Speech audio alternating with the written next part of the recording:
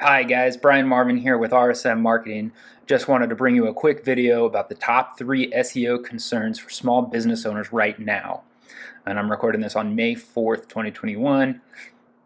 Want to keep these things in mind, especially if SEO and your website and Google search are key parts of your business. Now, the first thing is don't skip the basics. You still have to get your Google My Business set up, especially if you're a local business, especially where you need people coming through the door. You need to get your site on Google, make sure it's indexed, and you need to publish content that speaks to your audience's problems. A lot of people only write about the solutions they offer and they don't actually talk about the problems. That's a key part. It's how you get in the conversation. So here we go. First thing, review acquisition. And this has been a subject of constant support for years now, but it's only getting more valuable. The biggest thing about reviews and getting reviews is you have to ask for them, because if you don't ask for reviews, many people that have good experiences won't talk about it. And obviously that's not what we want. We're trying to get these reviews online to take advantage of all the bonuses that we get, especially Google My Business reviews or Google Maps reviews, because it increases your local ranks when people are trying to find a business like yours near to them. And it also helps in showing up on a regular Google search when the maps pops up, called a local 3-pack. Or you can even get your star values to show up in Google search results, building up that extra social proof that everybody values. And so what you need to be doing is thinking about how you can take better advantage of a review acquisition strategy and what you can do to get more people to leave reviews on your site. So the second thing is topical authority. Now this is it sounds a little crazy, but really what it means is how thoroughly you're covering whatever subject is related to you. So, for example, I've got in here, if you're an insulation contractor or an insulation company, you should be writing about all kinds of things insulation for your target audience. And if you're a residential insulator, you need to write about things like heating costs getting lowered in their homes. And if you're a commercial focused or construction focused installation, you've got to come up with content that's relevant to your potential clients.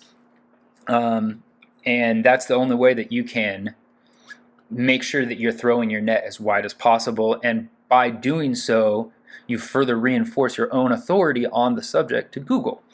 Especially if you've got competition that talks about aspects of your subject matter that you don't cover on your website.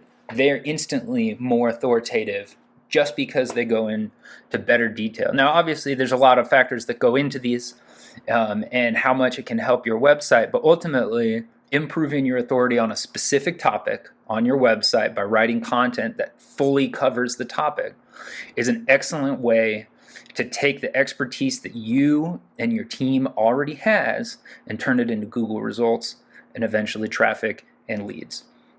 And now finally, we're going to get really technical here. This is the core web vitals. And so was announced by Google a year ago, and it's very unusual because they rarely announce something that is going to become a factor in Google ranks. They very rarely give that information out.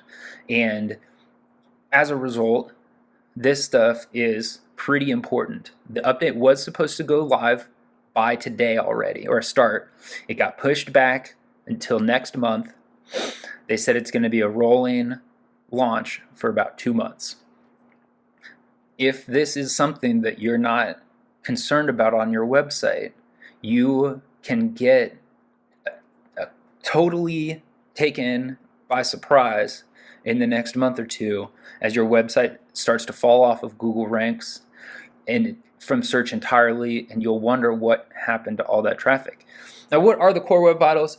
It's a whole bunch of complicated stuff. I've got 2 URLs on here that you can use to educate yourself a little bit more on it, but basically it boils down to what kind of experience does the average person have when visiting your website, and what is the aggregate type of experience that people that use Google Chrome have on your website. Those 2 things come together to form the core web vitals.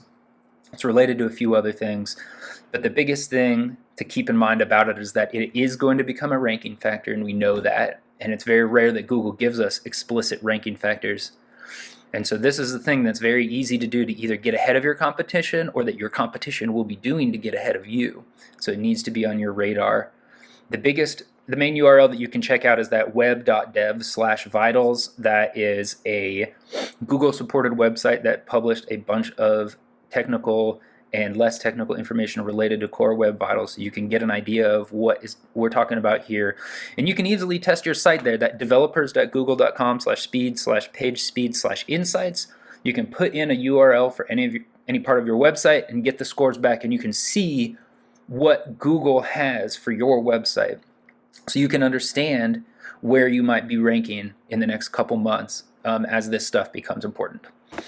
So just to review real quick, what the main steps that you can be taking on these 3 topics right now to get moving forward and help your website out.